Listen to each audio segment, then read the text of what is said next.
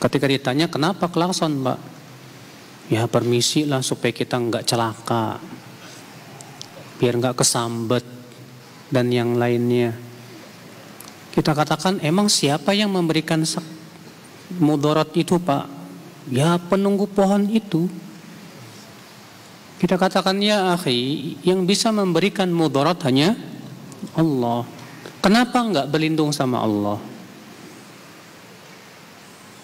Bukankah Rasulullah SAW mengajarkan man nazala manzilan, siapa yang singgah di suatu tempat kemudian ia mengucapkan a'udzu bikalimatillahi tammati min syarri ma khalaq, aku berlindung dengan kalimat-kalimat Allah dari keburukan apa yang Allah ciptakan, ya lam yadurrahu syai'un, maka ia tidak akan dibahayakan oleh apapun juga. Hatta yartahila min manzilihi dzalik, sampai ia meninggalkan ya tempat tersebut. Adapun kita ya mengucapkan itu supaya kita dalam rangka tidak dimudarati, ini namanya minta perlindungan kepada selain Allah. Kadang ngelempar ini, Pak, duit, koin, biasanya sih di jembatan loh, Pak, tuh.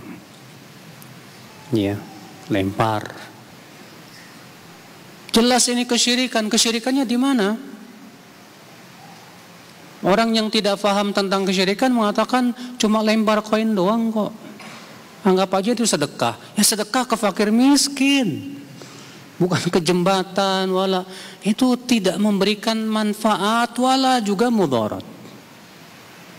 Tapi ketika dia ada keyakinan bahwa itu bisa memberikan mudarat dan bahwasanya yang dia lemparkan itu bisa menolak bala, inilah jelas kesyirikannya di situ. Dia telah terkena syirik khauf. Syirik apa? Khauf yang disebut oleh para ulama khaufus sir. Iya. Dia takut diberikan mudarat oleh sesuatu, padahal sesuatu tidak bisa memberikan mudarat sama sekali. Di antara macam ibadah apa lagi, Pak? Menyembelih. Menyembelih ibadah. Rasulullah SAW bersabda dalam hadis Ali bin Abi Thalib, la'anallah man dzabaha li ghairillah. Semoga Allah melaknat orang yang menyembelih untuk selain Allah. Hadis itu sahih riwayat Muslim. Sembelih kerbau, kepalanya ditanam, katanya sedekah bumi. Emang bumi butuh disedekahin, Pak? Bumi enggak butuh disedekahin, Pak. Bumi itu sudah berkah. Allah yang mengatakan wa baraka fiha, Allah pun memberkahi bumi. Sudah berkah, tidak perlu disedekahin. Sedekah bumi katanya biar ya tambah berkah. Ya akhi, pemilik keberkahan hanya Allah. Dan Allah tidak pernah mengizinkan menyembelih untuk selain Allah. Sembelih ayam buat sesajen. Dan anehnya, Pak, ada orang atau bahkan kiai yang membela sesajen, Pak. Katanya, apa sisi kesyirikannya? Ya ente nggak paham masalah syirik masalahnya. Mendingan kiai-kiai dahulu di NU itu jelas sekali fatwa NU tuh. Ya tentang hukum sesajen. Dalam fatwa NU itu tersebut dijelaskan bahwa sesajen itu jelas syirik. Kiai NU dahulu lebih paham tentang kesyirikan. Iya. Itu coba kenapa tidak jadikan rujukan, itu jelas kesyirikan kok itu. Yang hakikatnya adalah apa? Memalingkan ibadah. Ya di mana sesajen itu tujuannya untuk apa sih? Untuk menolak bala. Itu sudah pasti, sudah tujuannya untuk menolak bala, Pak. Sekarang kita tanya, yang bisa menolak bala siapa? Allah. Kenapa tidak minta kepada Allah saja. Enggak kok, sesajen ini untuk Allah. Allah enggak butuh sesajen. Allah berfirman, "Wa ma khalaqtul jinna wal insa illa liya'budun. Ma uridu minhum min rizqi wa ma uridu ay yut'imun." Tidaklah aku ciptakan jin dan manusia kecuali agar mereka beribadah kepadaku saja. Aku tidak mengharapkan mereka memberi aku rezeki. Tidak pula aku mengharapkan mereka memberi makan kepadaku, kata Allah. Allah enggak butuh makan, enggak butuh itu. Allah enggak butuh itu semuanya. Allah tidak pernah memerintahkan hamba-hambanya dengan cara seperti itu. Kalau kita mau beribadah kepada Allah, ikutilah sesuai dengan arahan Allah melalui lisannya Rasulullah sallallahu alaihi wasallam. La ilaha illallah ya akhal Islam, azani Allah wa iyyakum. Ya. Ketika hati seorang hamba dipenuhi pengagungan selain Allah azza wa jalla, maka apa yang terjadi ya akhal Islam?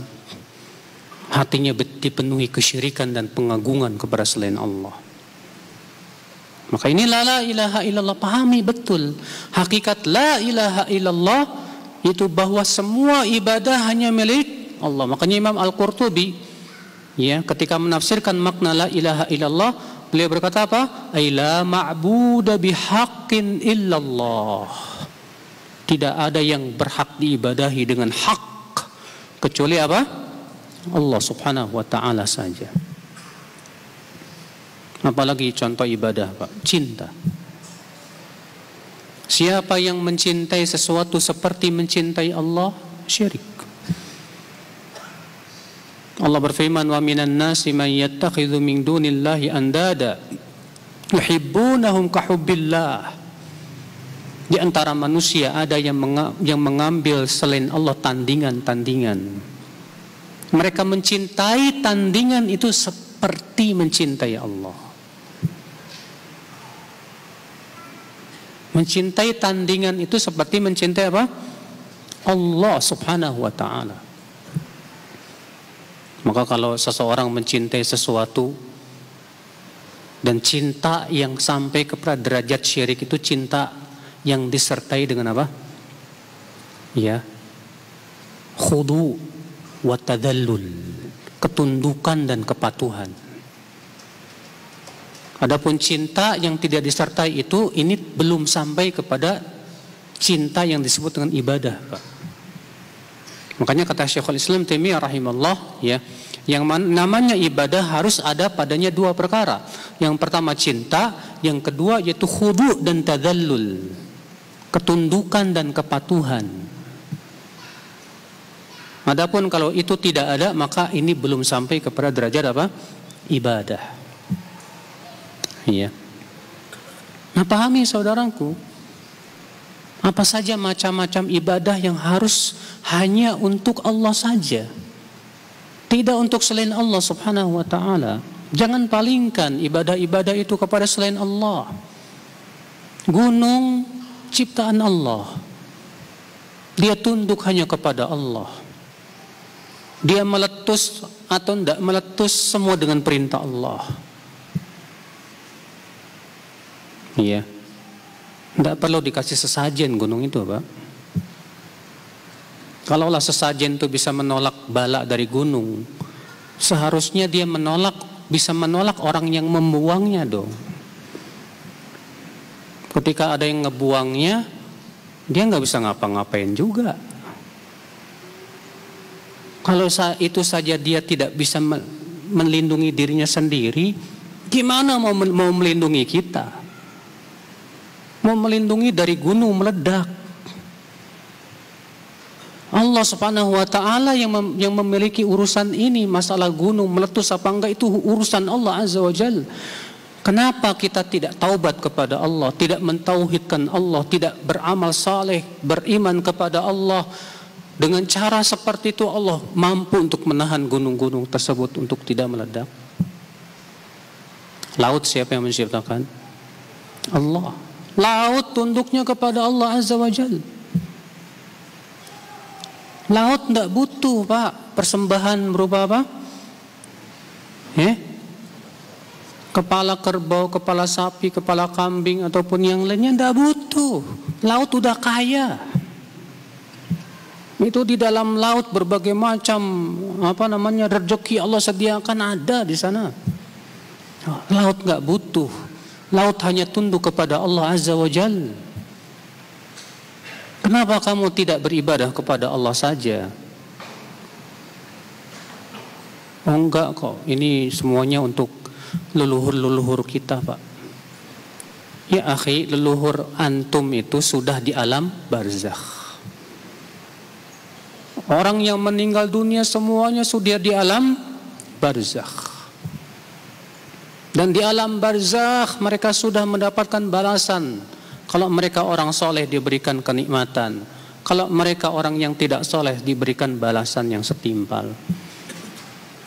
Kita semua hamba Allah. Kita, leluhur kita, nenek moyang kita, semua hamba Allah. Semua akan kembali kepada Allah. Semua akan dihisab oleh Allah. Kewajiban kita sembahlah Allah saja. Jauhkan kesyirikan. Sadari bahwa kita ini makhluk yang Allah ciptakan, saudaraku. Maka aneh sekali ya.